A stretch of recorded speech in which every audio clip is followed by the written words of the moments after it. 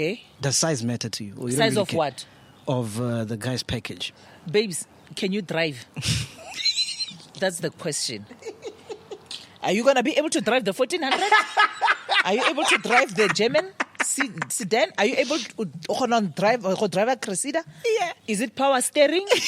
Can you drive manual and automatic? Yeah. Can you drive code 10? Can you drive code 14 or whatever the case might be? Why 18-wheeler? Yeah. Can you drive? Yeah. It doesn't matter what car you get in. Are you going to be able to maneuver? That's what we are talking about. That's all that matters. Yeah. Driver? Nah. Because the 1400 Yeah. it might take a while because you still have to go like, hey. But your feet. Yeah. Can you drive the 1400? That is the question.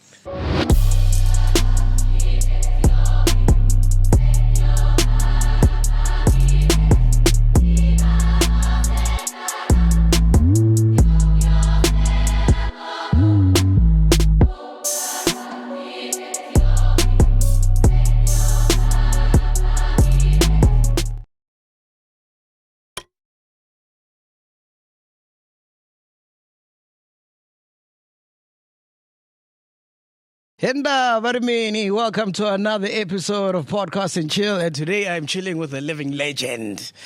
We're day drinking. How many people can say they day drinked with you? Not a lot. Yeah. But a small group of people, but a lot. Yeah. We do it a lot of times, yeah. Thank you so much for joining me, man. It's an honor to have you. Toast. Oh, my glass is so far. Wait. Yes, there we go. Toast. I've been wanting to have you on, eh? Thank you. Thank you so much, man. How are things? How are you doing? Things are good. Mm-hmm. We're okay. Well, there's the pandemic, but hey. I'm such a big fan of yours. I was watching the interview you did with Somizi. That was dope. Oh, yeah, no. I always have fun with Somizi, man. And you can tell you guys, like, you come back from way back. Yeah. And also Somizi is fun. He knows how to have fun. And I can say the same about you because there's not a lot of people from your generation when you started who are still, like, relevant and can still relate to our generation. You know what I mean? I think you and Somizi are probably, like, one of the few ones. Yeah, well, there is a handful. There are quite a couple of people that, like, from the top of my head, that are like, you know, those guys are fun. They're really, really fun. From my generation as well. How did you meet Somizi? Was it Sarafina? No. No. No, actually, just met in the industry with different corporates. Because remember, Somizi was also doing. He used to choreograph a lot. Well, he still does, but there was a time where you can't have a corporate gig or a stage gig that needs to be choreographed, and Somizi is not in it. Then are you sure about what you're trying to plan? But yeah, we basically met because we were working. We used to work on different projects. Yeah. And you can tell, like, watching that episode that you guys are, like, real friends. Yeah. It's not industry. No. Yeah. Anyway, by the way, this episode is brought to you by AMPDStudios by Old Mutual. Do you know AMPDStudios? No. It's they got this cool, like, workshop in Newtown. Okay. For artists. Okay. So they got this space where you can, like, go if you're an upcoming artist. Is it? You can go record there, and also, like, they teach you about how to run business, because a lot of people don't know and about where the is actual. it based in Newtown? In Newtown Junction. No, I know, but then, like, when you say Newtown Junction, I'm going to think of the mall. Yes, it's inside the mall. Oh, okay. Yeah. Because from my era, when you say Newtown, we're talking about Kippies, we're talking about the Market Theatre, we're talking about Fuba, we're talking about the Electric Workshop, we're talking about Baseline. Yeah. When you say Newtown, in my head, I'm thinking which part of... I'm not thinking the mall at all. Yeah. The mall, I can't even identify. It's changed now. Eh? You won't even recognize it. I've been there and I know that right there by the mall, there's like big offices, or mutual offices there as well. Yeah, I've done a couple of talks there. So so make sure you check that out. If you're an aspiring musician, you want to know about the music business, how it works, check them out at ampstudios.co.za. But let's get straight into the interview. I want to start with, because I fell in love with your work from Backstage when you were Pearl. Okay. How old are you? You were like 5. I was very young. Exactly. But that's when I was introduced to you. Okay. And I've loved your work since, because you've done so much shit. Thank you so much. I've even lost count. How did the Backstage thing come about? Was that your first gig? No. No, there was still Hijack. I don't like talking about Hijack stories because everyone takes out the picture of me and Mushidi, and we What's look Hijack? like it's a movie. It was a movie, and Nale Mushidi, we look like two poor souls, and everyone loves that clip. It comes back on my timeline over and over and over again. You can't take it off, you can't pray it away, you can't wish it away. Yeah. But yeah, that's how most of us started. I mean, what I loved about Hijack is like all the greats were there. It was me, it was Mushidi, Tono Khoroka, Rapulana. Rapulana's amazing. Yeah, Owen Sijake. Like all the riff-raff of the then entertainment industry. Yeah. We were there and we met Ko Hijack and it was fun. We had fun on set, off set. Yeah. Was it big? Was it big? Yeah, it was big. So I remember Oliver Smith was the director then, this guy from Germany who fell in love with South Africa. He also did another big movie. He also did Life Above All as well.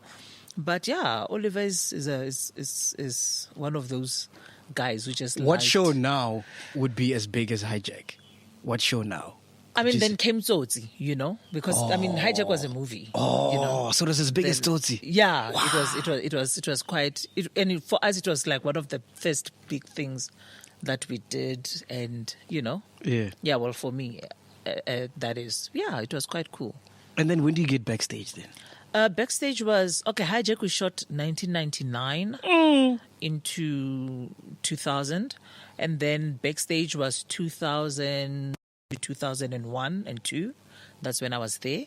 And How old are you at this time? I don't know. I'm in my 20s at that time. So then I was also doing a stage show in Midrand called Girl Talk. So it was an all band, an all girl band. Singers, everything, instrument. It was just girls, and we used to have the show at.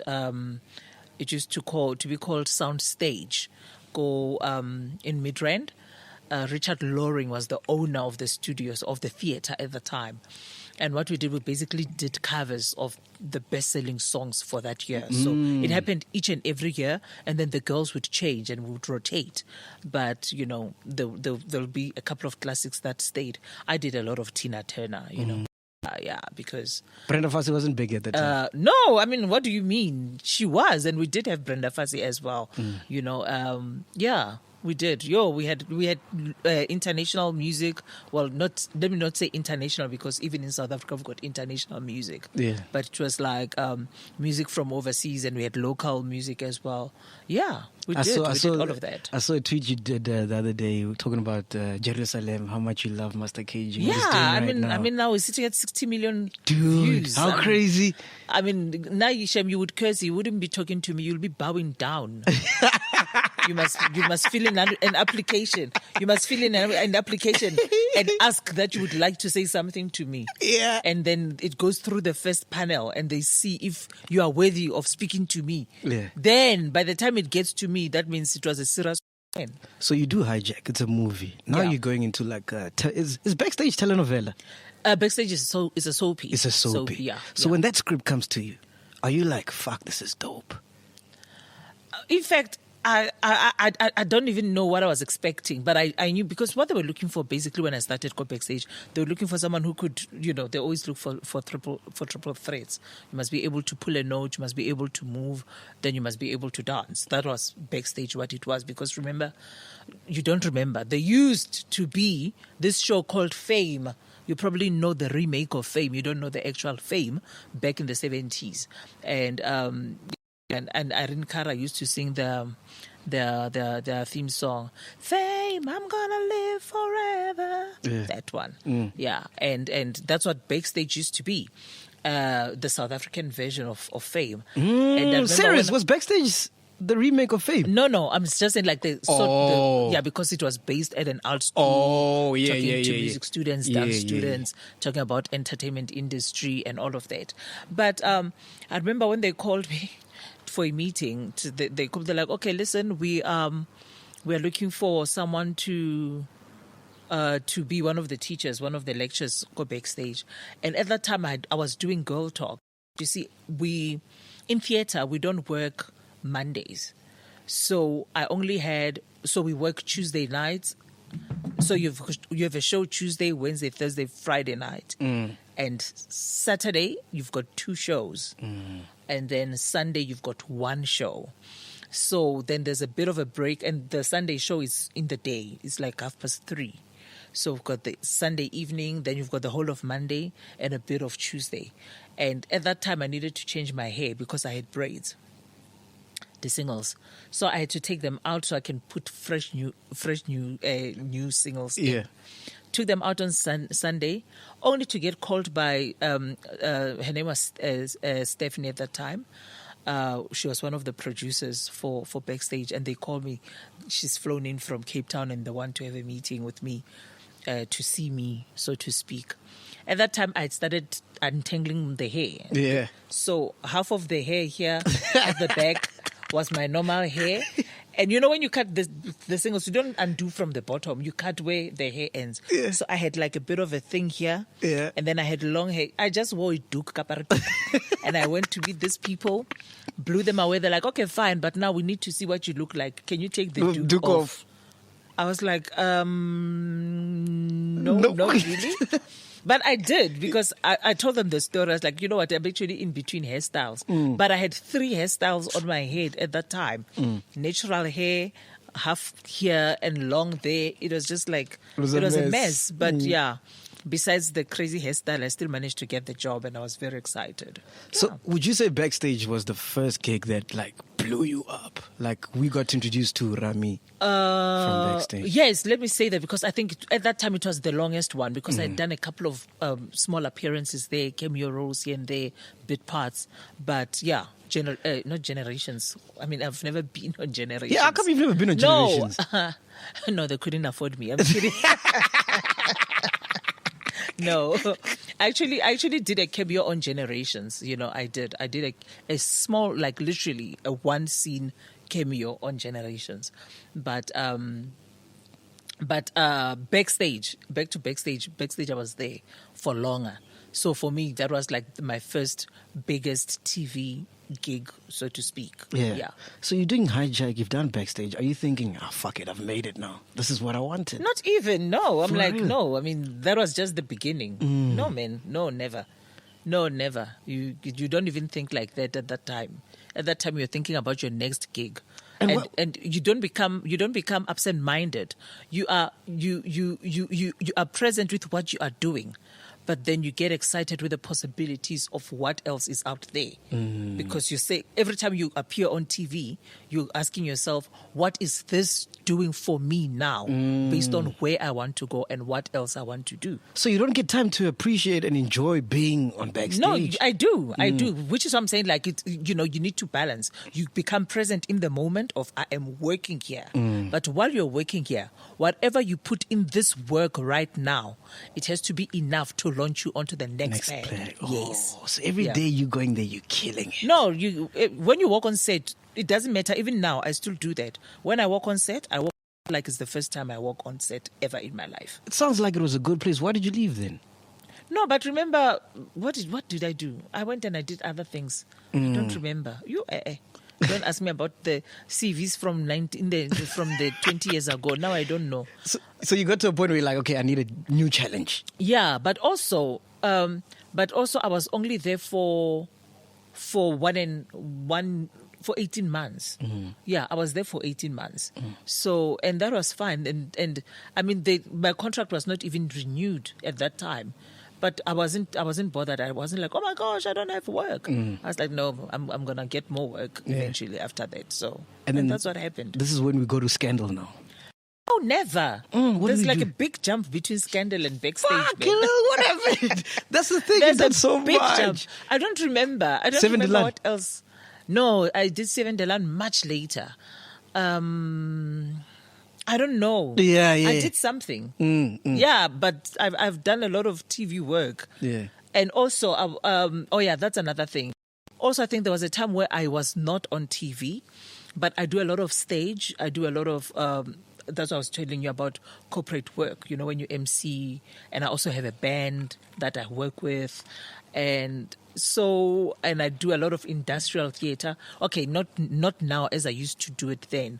Back then, we'll do industrial theater, which will take you across or around the country for 6 weeks. And because it's industrial, you travel with a skeleton group. It's just you double. You are the producer, the director, the actor, the props, the sound. You are everything, and that has helped me explore a lot of things and just see the country in a different way and meet different people, different talent, different clients. Because sometimes people think that the entertainment industry is not hooked on corporate. We do a lot of corporate work. And that's where the money is. That's where the money is. For me, corporate work gives me so much pleasure.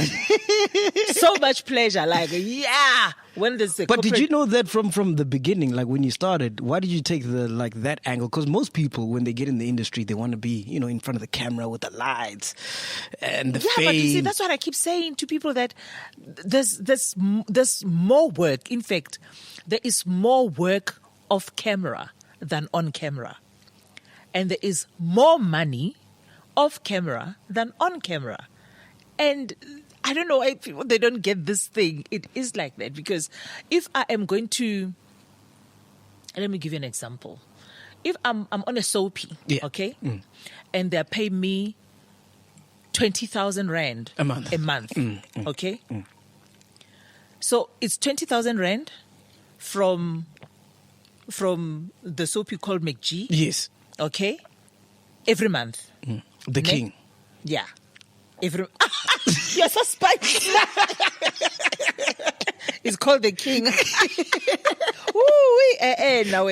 Okay, you get paid 20,000 rand. Yeah, it just might be 20,000 rand on the king. And then, but now when you do a corporate gig, okay, the corporate gig usually it's like we rehearse for a week, 2-3 days. They send you script. You rehearse script. If there's music involved, we have band rehearsals. Yeah. Maybe we'll prepare for 2 weeks. Okay. And then when they pay you, you get paid 80,000 rand. Yeah. That's true. That can be a once off. Yeah. But then it is amazing when you do more than one corporate a month. Yeah. Where you're like looking for the soapy man. You're like, Shem, it's somewhere there in the mix. Petty you know cash. what I mean? Petty cash, exactly. Yeah. Because corporates pay so much money. Yeah. I remember there was one of the CEOs of MTN. He was throwing a birthday for his wife, 50th or something. Yeah. At his house. And he got a band from America, Ekwafela. to come perform because she liked the band. And then they asked me, because normally I would charge like 10K an hour for club gigs. Doing what? Club gigs for DJ. Like which year? Back in the days. 2000. Oh, you better be back in the day, because babes know. You are like seriously undercharging. So I was chatting to Dino Bravo because he does a lot of corporate gigs. And he was like, charge 80K. I'm like, no ways they're going to pay 80K. I charged 80K and they paid it. They didn't even know hassles, we don't have budget. They were actually like, Shame, he's so reasonable. Pay him now before he changes his mind. And people don't see that other side. Yeah. But let me tell you, guys, the entertainment industry is so big. It's ridiculous. It's ridiculous. What's the biggest paycheck? Forget TV. What's the biggest paycheck you've ever gotten? The biggest one? In terms of what? Corporate. Let's go to corporate first. Corporate? Yeah. Yes, I've heard those ones. Yes. Yeah? How much was it? I don't know. 100,000? No. $500,000. Almost. Somewhere there. Yeah. For a gig? Yes, because it's $500,000, Rami. No, it depends what you're doing. Okay, it wasn't for one day. It was cut up in like a couple of days. But one client, 4 days or so. And yeah, 4 days or so. But then there's still rehearsals as well. So let's just say, let me not say because sometimes you just think it's a gig. But it's not a gig because there's rehearsals and there is lots of stuff that is involved. Yeah. But if you're going to be on the spotlight, like if you're the one emceeing, holding the show together, then you do tend to walk away with a lot of money. And let me tell you something. I know for a fact that there are people at that gig who made more money than I did. Fuck. You know what I mean? Yeah. And I don't want to be like so le ole. Yeah, but they pay well. Yeah. They do pay well, and what's about Corona Marano, man? Fucked us up, ne? Hey, no, man. I mean, you know what? The gigs are still there. Let me not lie and go like, we've lost so much money. It's a lie. I don't want to lie.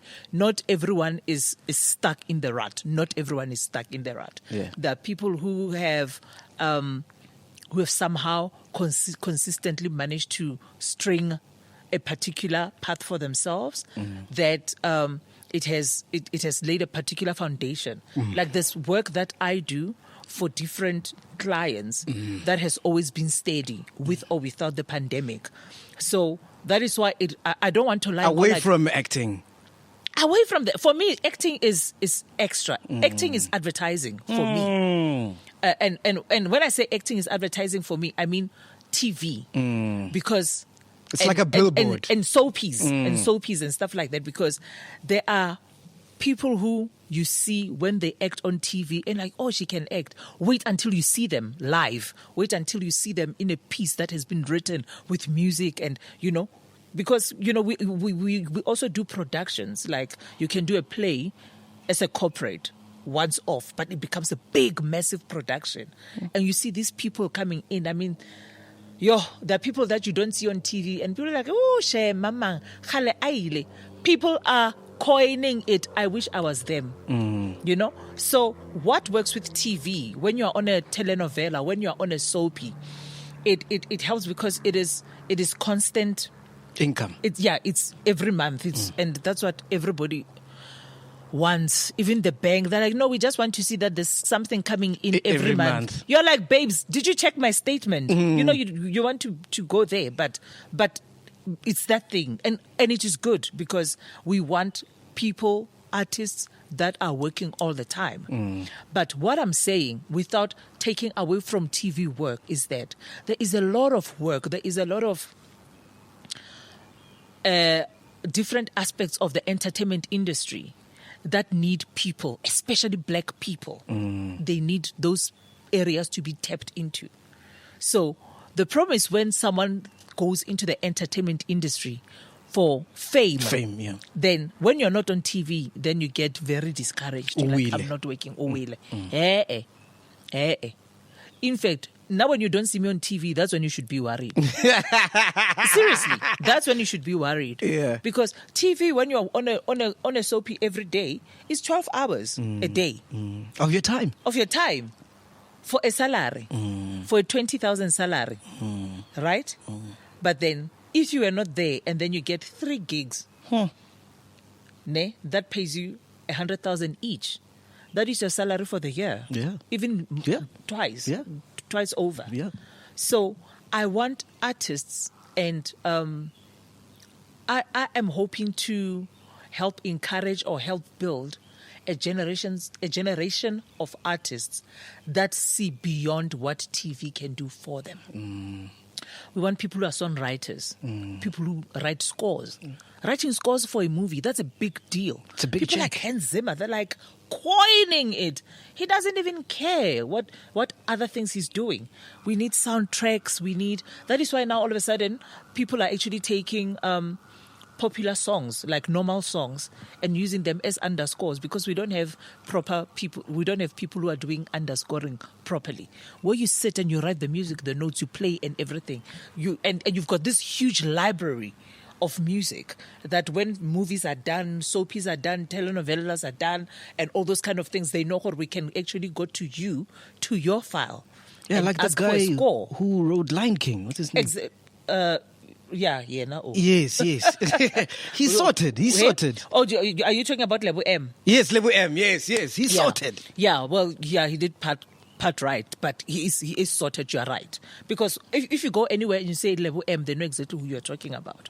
I understand. And I mean, now I was watching this movie where Beyonce. Black is King. Black is King, and it is amazing to see South Africans not just South Africans as a whole, people from Nigeria, Zim, like Mali, all these countries, African countries are being represented there.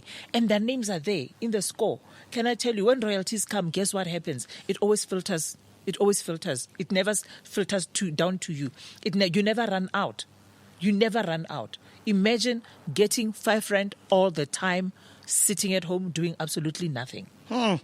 Every time the dividends come, your royalties come. And that's one of the things, in South Africa, we still need to work with, because, we want royalties, guys. We want royalties. Royalties, please bring them on. We want people to get paid for their work. If you're going to repeat it, pay them again. We've got repeat fees. Pay people fees. But Sis Rami, if you were making so much money, how did you end up broke then? Who, me? Yeah. Broke? Where? How? Didn't you file for bankruptcy not once but twice? No. I didn't file. But I got broke. Yes. Yeah. Legal term. I always say, I got bankrupt because there was a point where I needed to sell my house. Okay. Yeah, no, but that is not that was not lack of work. Yeah. That was just stupidity and not planning and not doing things. Take me back to so what happened? Which part do you want? I want the part where you had to sell your house. There's like so many parts. Like you must choose a struggle. I'm saying when you wanted to sell your house, what was happening? What was happening was that there was a lot of debt that we got into when I was married, and that whole thing that sometimes you always think or you will always be working, and which was the case, but sometimes you tend to overindulge. Understand? And then next thing, when you start having to pay stuff back, you realize, or in fact, I'm kind of lower than I anticipated. Because also don't forget, when when the bank gives you credit, you think it's your money. It's not. Stay away from the Dukolodo. Yeah. Credit card debt. You'll pay that shit for the rest of your life. For the rest of your life. And for me, I mean, it's not like, and when I say, and it would sound unfair with the way I would put it, it's not like I was completely down and out, but we needed to make those kind of decisions to survive. Like where you mustn't, other people, you don't hold on to stuff that or if the longer you hold on to it, the more of a hole you're digging. You're even digging a deeper hole. So you were downscaling. Yeah. Well, for me it was like, we are broke. Yeah, but it was like a proper get rid of everything. And I also, maybe someone might be like, no, you're a bit impatient. I don't like first, I like people who know how to start over. And I'm the queen of starting over. Starting over. Yeah. I do it very well. In fact, I get a thrill from starting over. I love starting over. It gives me such joy and all of that. And not because I'm too lazy to work on other things. You need to know when to cut your losses. If you're going to make to bake bread, and in the middle of you baking bread and you've put water and everything, then you realize, you left out the yeast. There's nothing that's going to fix the bread. Abandon that and start a fresh new pot and make proper bread. Make the pots happen. Yeah, some things can be rescued, others can't. And you must have the ability or the wisdom to know when to call it quits and when to work on something. Weren't you thinking, what are people going to say? Me? People. I'm people. What matters is what I think of myself. Shame, other people are just spectators in my life. They must watch. Yeah. Because I've been, I'm not saying you've been fired, but I've been fired a couple of times. And the weirdest thing is people are always like, you got fired. Well, I got fired too. Yeah. I got fired from the Queen. But I mean, look at me. Yeah. But what I was trying to say is that I learned more from being fired than when I was actually employed. You see? Exactly. Sometimes it's a blessing is to get you out of your comfort zone, and sometimes it's just get you out of the. Sometimes you deal with rubbish and you just need to walk away from it. How did you get the Queen gig? Like how did it happen? They called me. They called you. Yeah, and then I went. Who calls you at this time? My first call was from Shona.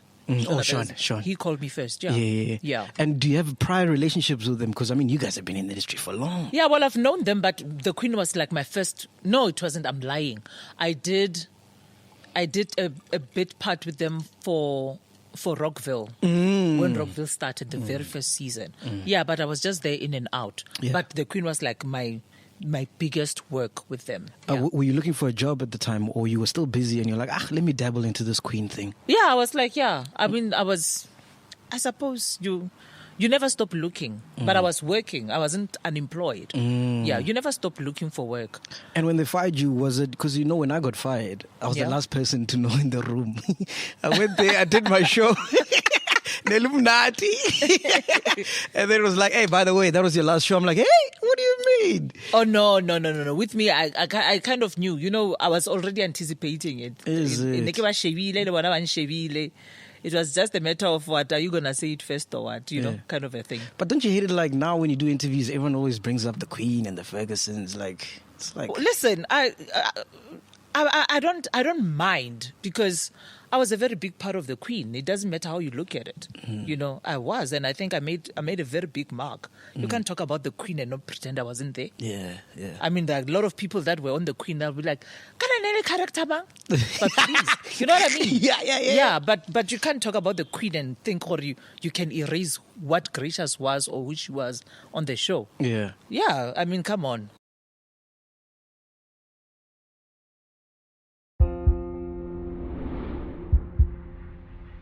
The global pandemic has exposed the fact that many of us are ill-prepared for rainy days. Entertainers in general are among the hardest hit. We need to save for rainy days. We need to have a financial plan in place. We have all learned many lessons, especially around our finances. So let's make use of this time to reflect and plan for any future rainy days. You might not have been prepared for this one, but it doesn't mean that you cannot plan for the next one. Live within your means. Don't go overboard. There's no need to impress anyone. Don't owe anybody any success but yourself. Let's all plan for tomorrow. Speak to a financial advisor. And this is the reason we partnered with MTV to provide these tips and for you to achieve your exceptionally best future. Music has changed. How it makes us feel never will. The time is now to visit AMPDStudios.co.za. Brought to you by Old Mutual. So at the time when you say you saw it coming, what was happening? No, there was just like a lot of tension there. Things were a bit tense at work. But yeah, so we knew. I mean, a lot of people. We've just been talking about it. It's just like. Yeah, there was a lot of stuff bubbling under. Because you strike me as someone where if you're not happy, you're going to vocalize it. You don't want to keep quiet. I mean, I tell you. Yeah. Like, you see what you're doing. What you're doing is wrong. Yeah, because before we recorded, you said this gin must be on your side, not mine. Yeah. Yeah, no, I'm not endorsing this. Yeah, no, because, no, I do. I vocalize. But also, sometimes when you vocalize, someone is either going to take it the right way or the wrong way. But at the end of the day, you must be able to stand your ground. You see me, I'm a risk taker. No, not a risk taker. No, I don't take risks. I just Calculated risk. No, I just say what it is. And whether you like it or not, oopsie, sorry. But I've said my piece. You know where I stand. You understand? But I'm not going to keep quiet and be unhappy about something because I'm worried that what if it gets me into trouble. How long were you at the Queen for? I did 3 seasons. 3 seasons. Yeah. So when it started, you were happy? Yeah, it was quite cool. Yeah. It was okay, yeah. Yeah. When was the turning point? I don't remember. But yeah, at the end of the day, the point turned. Yeah. And you voiced out your opinion. Yeah. But I mean, I'm not scared. The other thing is that I'm not those people who always, I don't only complain. I don't know if you follow me on social media. Oh, I do. You better. Yeah. Like, how dare you? I fucking love your tweets. You better. Sorry, do you mind if I swear? I swear a lot. I see. You're like, you need the Lord. I should be praying for you right now. You don't mind, no? No. Okay. I mean, do whatever you want. But what I'm saying is that, even today, you can, if you go down my social media posts, where we did good stuff, I'll say, listen, today at work, this is what we did. I know how to applaud. I know when to give a compliment. And I know when things are not going well, I'm also, in the same spirit, I'm able to say, you know what, this is not working.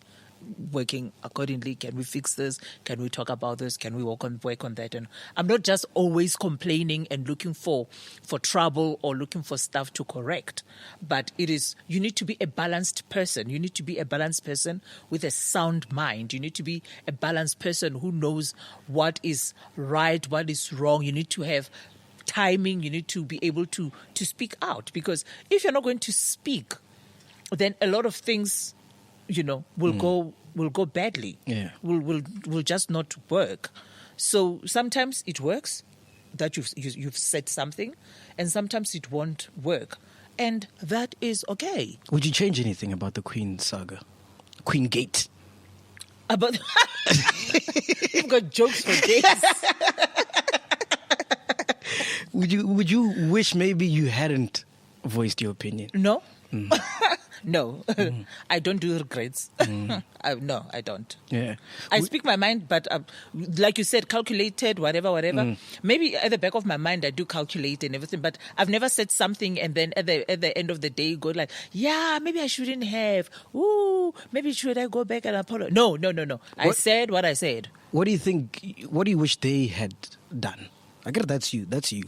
Now you're telling, because there's two sides to a story, Yeah, well, they must they can tell their side. I don't know. But what do you wish they had? Would you wish they maybe try to please you with your discrepancies and whatever you thought was wrong? Not even. I just, like I always say, I think it takes when people are in a conversation, it takes someone needs to speak and someone needs to listen.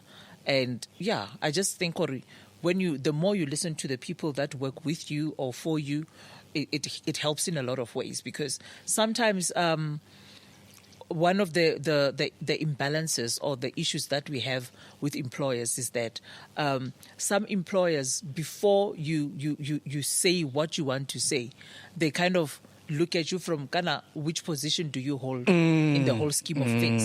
And I'm not just talking about in the entertainment industry, everywhere. Yeah. Even in corporate. Yeah, even in corporate. Just because Aus Maria is the one who's busy cleaning the table. Exactly. One day she's going to tell you something that can change or turn your company's 100% luck around. And she knows more about the company. And she knows more. She's been there. She knows what works. She knows, and she even knows your clients, the clients that come over and over. She knows, that one, black coffee, yellow coffee, yes. whatever. She knows all those kind of things. Yeah. But now, when they say to you, listen, we are the people on the ground, and at the ground, this is what is happening. And we think maybe can we do this? Can we do that? Is this something that then, it doesn't hurt. Yeah. To listen to people sometimes. It doesn't hurt at all. But do you think you come from a point of privilege in terms of you can voice out these issues that you have? But as me, like I'm upcoming, the Queen is my biggest gig. I've got that 20K a month. Even though I don't like certain things, I'm not going to say it because I don't have anything else. Whereas you can say whatever you want because you've got corporate gigs. No, not even. No, not even. I've been talking since day one, babes. I've been talking employed, unemployed, broke, frustrated, disgusted and busted. Still talk. It doesn't matter. You must talk all the time. You mustn't, because when you start putting conditions and circumstances, that's when you start losing the essence of what you are, what you stand for. You just because now you're eating, you don't want to speak, and then it's only when stuff is running out, you realize, I need to pick a side. No, you must be able to speak whether you're eating ice cream or whether you're drinking tap water. That shouldn't change the principle. The principle still remains. And I think that's one of the things that we find ourselves in right now as a country, that, people who are eating are not, because they're eating and they're worried about their food running out or their supply running out. Now, it's difficult for them to speak for the people because of what they're eating. Do you understand? And once they stop eating, that's when they go like, we need to change and turn the country around. We need to do this, do that. No, change the country around in your comfortable home. Change the country around in your German car. Change the country around even if you're eating caviar. Turn it around. Be able to voice your concerns. Be able to stand for the people that you claim to love, that you say you love. Be able to stand for the people that you claim to serve. And if you die. You know, it doesn't matter. It doesn't matter what's sitting at the table. Whether it's empty, whether it's full, you must still be able to stick to the principles of what you believe in. What did you think when you saw that SK video? Which one? The one that was trending now, him at a party and the jacuzzi and whatnot. Oh, I was like, guys, I mean, what can I say? Shame, man, you know? Shit happens. I'm mad I didn't get an invite. It looked like a dope party. No, it was winter. It's not. It was winter. It was cold. And that's the thing. Like, I'm sure those things were happening back in your time, but now there's social media. You know, there's cameras. There's cameras everywhere. You know, for each video that you see, and it trends, there's a million more that you just never get to see. And it brings me to Harvey Weinstein. To know that there's Harvey Weinsteins in the essay industry, for me was a mindfuck. They've always been, man. I mean, it's not something that starts now in the year 2019. It's always been. Back in the industry, there's something that we call couch casting. And it's sad because sometimes now women are more vocal. And when I say now women are more vocal, I'm talking about in the entertainment industry. We've always had vocal women. Women have always been vocal. Basadi abachabe moto. Let me tell you that part. Women will mess you up. Do you understand? That is why men don't like us, because they know that we'll... we love you, Rami. No, please. No. You tolerate us. That's what it is. But you know that should we actually be right in the forefront, we could change so many things. We can listen. We can cure corona now, you know. Yeah. But because men like being in the spotlight and oppressing us and trying to demean us and all of that, it just doesn't work. But what I was telling before I even digress, the whole thing of couch casting has always been, and it's not a South African thing. It's a world issue everywhere. In the entertainment industry, that's what happens, and it also happens in normal work, whether it's corporate or it's some nurse trying to apply, go doctoring or whatever the case might be. But there's always been a sexual standard that men have set, so that for you to advance, you need to go through that. It's like some initiation of some sort, and what kills everything sometimes is that not all women who slept, and I say who slept their way to the top, not all of them were not talented. Some of them had to go through that because it was their only door to open and explore the full talent that they were and that they are. And some of them, they found themselves in this situation and said yes to it or gave consent because they were scared, or if I don't do what this man wants, I might not get this opportunity. Do you understand? And yes, there'll be a few who'll be like, you know what, I'm going to sleep with that one, sleep with that one, sleep with that one. After that, I'm going to send them all 3 messages and say, listen, I need a job here, I need a job here, I need a job there. It's fine. We can't dispute that. There are people who are like that, who make those kind of plans. But we find ourselves in the entertainment industry that a lot of talent is based on what you can give sexually. And that is a problem. And we need to deal with it. You can't be having producers who promise you work provided you sleep with them. Do you have a personal experience like that? No, I naka shabashem. And naman shabashem. And also, no, you know what? So you've never heard a producer say, hey, Rami, I'll give you this if you give me this? I'm going to be like, seriously. I'll be looking at you up and down going, are you sure? But Rami, you're broke. You don't want to sell the house. You're not even going to think about it. No, not even. You won't stoop like that low. No, it's not even stooping that low. And I know I'm going to come across like I'm being crazy. It is not even stooping that low.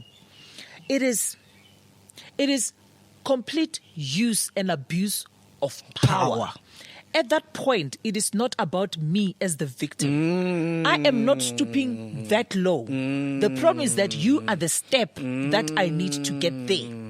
I'm not stooping low. You are the only ticket at that point. You've never thought about it? No, fuck that shit. Even for a second? No. No. I'm actually I'm going through a list. Every time I say no, I'm looking at that, I see someone's face, I'm like, no.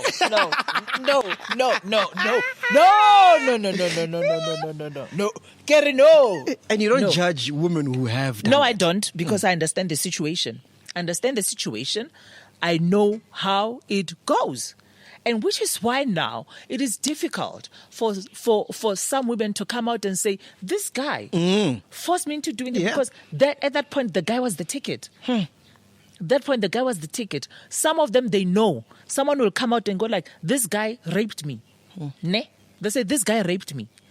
But then, okay, this guy raped you, but now I slept with him. But I know. I slept with him because he also gave me, it was the same thing, same opportunity, same offer, whatever you want to call it, on the table, under the table, on the couch, whatever it is. Okay? But because I was okay with it in my head at that time, I'm thinking it is okay. Fine. For someone, it's a small price to pay. Yeah. At that time, that's what you're thinking. But then you turn around, you realize, hey, man. This guy does this all the time with other people. And not everyone will be able to handle it and be as tough as everyone else. But you need to be able to. So now, because when you got in and then you got your break, it's now difficult to now turn around and go like, in fact, I also went through the same thing with this guy. Because rape, guys, rape is not someone holding a gun against your head and choking you. Okay, choking. Other people choke is pleasure. But like strangling, let me say strangle. Strangling you and beating you up and tearing your panties off your body. No. It is, let's go out for drinks. Okay, well, since I need a job, maybe he wants to get to know me better. Okay, I'll go for drinks. And then you get there, you go for drinks. And then next thing, at that point, you're like thinking, how do you know this if you've never been in these situations? Babes, I'm a creative. I know it. And not only do I know it, Nje, we sit, we talk about it. I can tell you stories for days. There are so many women. The list is endless. It is endless. And there are some women who are holding that key.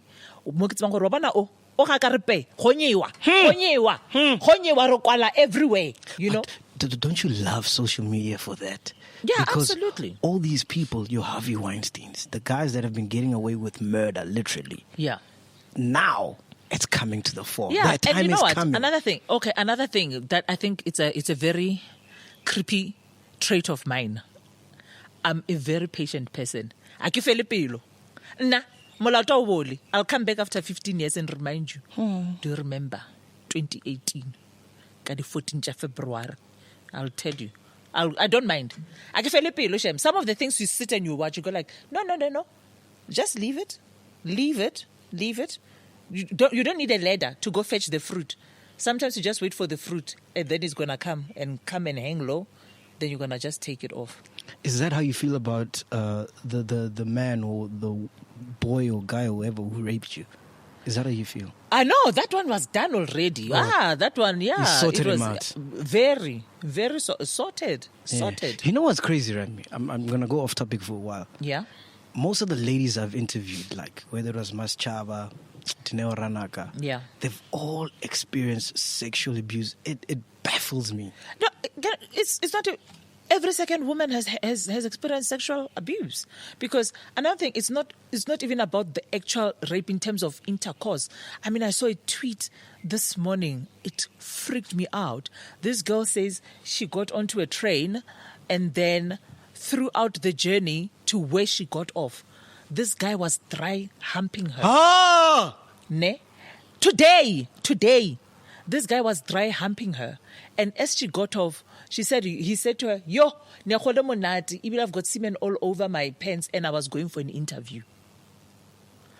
And you know what happened at that time? She didn't go, yo, Tushang, Bonang, you freeze. There's just something that happens to you. Because there's this electricity, this gas. You become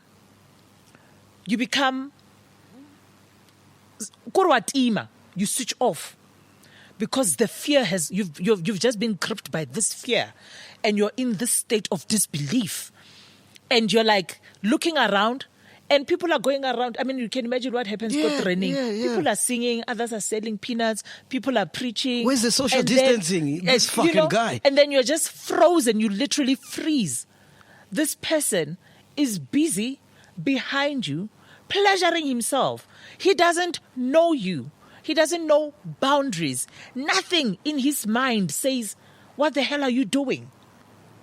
That's crazy. That's crazy. And that's what it is. That's what it is. When we deal with men who are psychopaths like that, and they get and don't forget, men also when they rape you, when they invade you, when they tear into you, what gives them utmost pleasure as well? It is the fear in your eyes that turns them on. They love it when you're scared. They love that they can just have this control over you. By the time because it's a mind thing, by the time it gets physical, they're done. They're done with you. That's why I wasn't there. I wasn't on the train. It was not my experience. But I was like, oh my God. I almost fell over just reading that tweet today. Going like, oh my God, this poor girl. You know, it's crazy. And there's no solution in sight. There's no solution in sight. We are asking. Men, next thing, I like how everyone goes on this fake men's conference. But men need their own thing. Bali one. Without us. They need to have their own solutions, because also it's unfair when we do interviews and we talk about gender-based violence and you're like, listen, and then you find people asking women, so what do you think can be done to stop gender-based violence? I'm like, you're asking me, the victim. You're asking me as a victim what can be done. No, I'm asking you, what do you want to do as a guy? What do you want to do? And the powers that be cannot handle or address the situation because they are part of the problem. Gosh. Do you even want to start? Because really, they are part of the problem. They are the problem. By the time they start misbehaving like that, is because they can see it's possible. It's just that the scales are different, but the behavior is the same. It's psychopaths in different levels. And it will not go away until men look at themselves and go like, we are messed up. We need to fix our rubbish. Really one. What did you think about the Melusi Gigaba situation? Which one? Him Melusi has situations everywhere.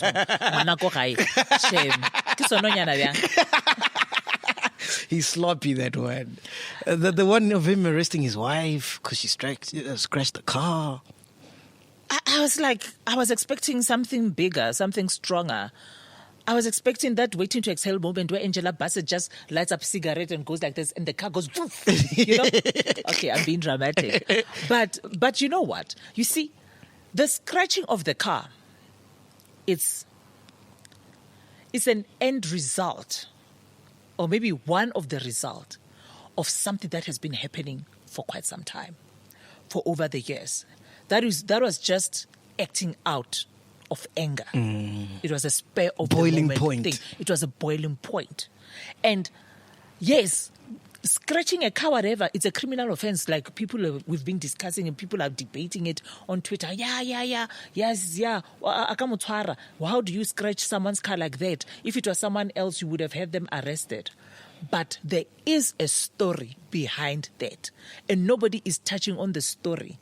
We are just talking about ungapile G-Wagon. When someone gets to that point, they're no longer crazy. They're mad. And when a woman gets to that point, there's absolutely nothing you can do. Havoc. So I would not sit here and judge Noma. I've never been in Noma's shoes, babes. I've never been. So for her to get to that point, whatever point it was, I understand. I was like, girl, scratch away, whatever. It doesn't matter. Yeah. I have no right. I don't even deserve to have an opinion because I've never been in her shoes. Speaking about men, what kind of men are you into now? Eh? What kind of men are you into? The kind of men I'm into, the ones who are not scared of me. Like me. And the ones who are not scared of me, and all of them are scared of me. So yeah, whatever. But you've got this poker face, like, don't even speak to me. Funny enough, I was having a conversation with a very good friend of mine this morning. She calls me Ka-8. She's like, yo, there's this guy, they want to do business and everything. Mara arwa chaba. And I'm like, it's a business. Yeah, no. So I was just calling so that I can just like do introduction. And I was like, and then I look at this guy, I'm like, I would die to work with someone like that. Are you still single? I am single, yes. So like the last time you were single, obviously before you got married. The last time, a long time ago. Back in the days of Cinderella, that's how long ago it was. You know what I mean? And now you're single, but the world has changed around. You know, there's Tinder and whatever. How do you move? There's what? Tinder. Why is it Tinder? No, I know it. I'm not on it. No, I don't like those social media hookups, man. But what I'm saying is, how does, a woman as young as you get back into the dating game? Because shit has changed. You don't need to date to be in the game. No, you don't need to date. No. You don't need to be married. You don't need to be having like some relationships. No. Have you met a guy since you had your divorce? Guy, the list is listless. The list is like endless. I've met lots of guys. Yeah? I meet guys all the time. Where do you meet these guys? Some of them, they pluck up the courage, they speak.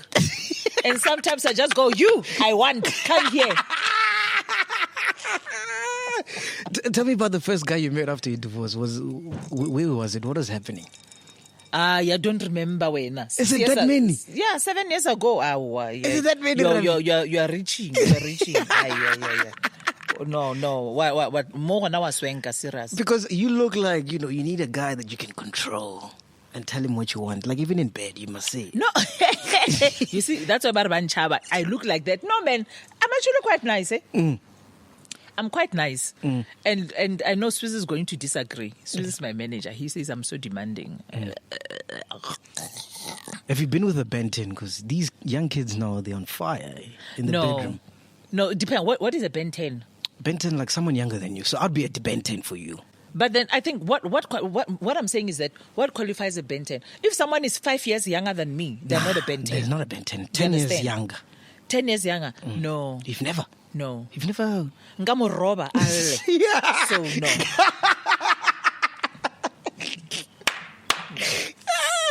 And I want someone they must have a bit of fat around their belly. Yes. Or else kotonyewa. Yes. No. So in the bedroom you take charge, ne?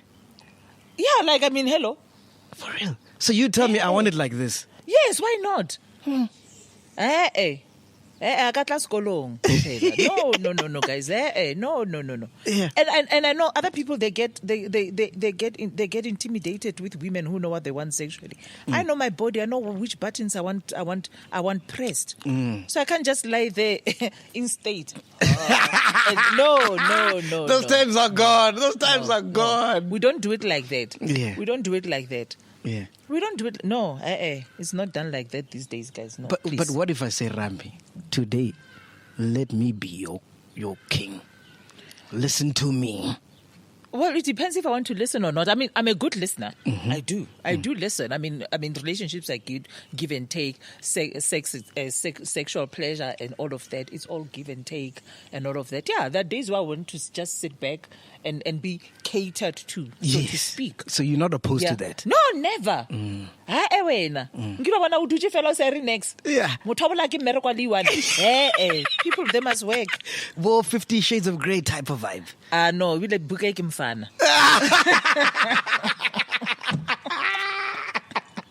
50 Shades. I was like, boring. Come, guys, was that it? I know. Yeah. You don't know what you guys are talking about. Little more Africa, more lebonche. Yeah. Guys, let me tell you something. That is why